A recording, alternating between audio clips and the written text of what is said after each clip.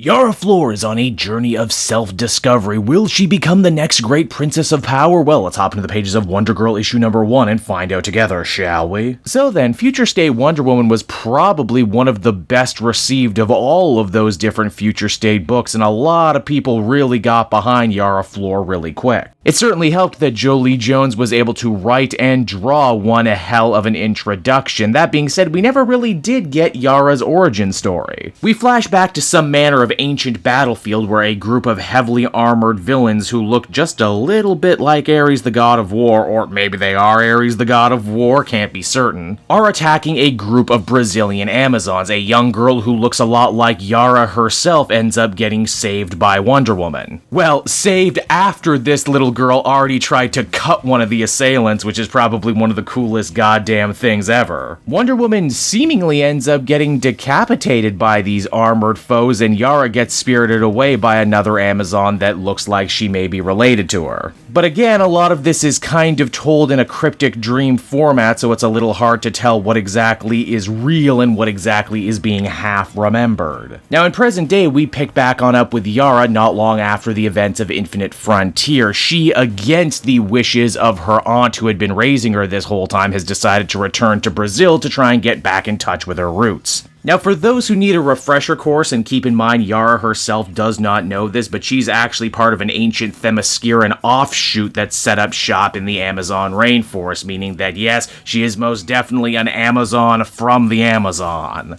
And apparently her return to her native homeland and what she might end up learning once she gets there actually has some major reverberations throughout the Wonder Woman world. We actually get to check back on in with Paradise Island, where we see that Queen Nubia is still ruling. Again, if you want to know what happened to Hippolyta, check out Justice League. Nubia and the Amazons aren't the only ones interested either, because up on Mount Olympus it seems that this has also caught the ear of Hera, the wife of Zeus, and she's dispatching arrows to go look into something revolving around a weapon. Whether that is Yara or something Yara is meant to have is still yet to be seen. Perhaps the most interesting party in all of this is actually the Amazonian Amazons. You see, unlike their island-dwelling counterparts, these ladies seemingly have kept up with the times and traded out swords and shields for AK-47s and machetes. In that Infinite Frontier book, you'll remember that 2 Brazilian Amazons were actually stalking Yara before she even set foot in the country, and now that she has, the queen of these Brazilian Amazons wants Yara dead. What kind of person is Yara, you might be wondering? Well, when her bus tour ends up getting stopped up on the highway because of a car accident, she thinks absolutely nothing about leaping into action and trying to save people in need. Again, she doesn't know of her lineage yet, she doesn't know if she has any power, she very easily could have been hurt or killed, but did it anyway because she knew it was the right thing to do. And in fact, doing so ends up gaining her a lot of praise from the tour group, including the bus driver, who looks like he's going to actually be a major character moving forward. Now, the next day, the tour group makes it to a famous Brazilian waterfall. One of the other people on the tour just so happens to be a shitty travel vlogger, and hey, I work on YouTube, so I can make fun of them if I want. This dude is so out of his depth, but actually tries hitting on Yara, who very quickly shuts him down. I'm not your girl, I'm a grown woman and mind your damn business. Oh, she's fiery, I like her. Yara's trip of self-discovery, though, ends up taking a very unexpected turn when a golden bolo, much like the one she was seen using in the Future State book, ends up grabbing her and pulling her down below the waves. Now, as I had mentioned in that Future State video, Yara Flor is actually a pretty interesting name with some cool history behind it. Yara is Portuguese for river, and Flor means flower. The Amazon is pretty famous for the Amazon River, and even more so, Yara is also the name given to mermaid creatures from Brazilian mythology, and as issue number 1 comes to an end, Yara comes face to face with, well, her namesake. And so that was Wonder Girl issue number 1, everybody, and I must say everything that worked about that Future State title still works here. There's just so much fresh and new stuff going on here. Taking the tried and true Wonder Woman mythological concept and then superimposing it over another very interesting, less seen mythology is so genius I'm shocked they haven't tried it before this.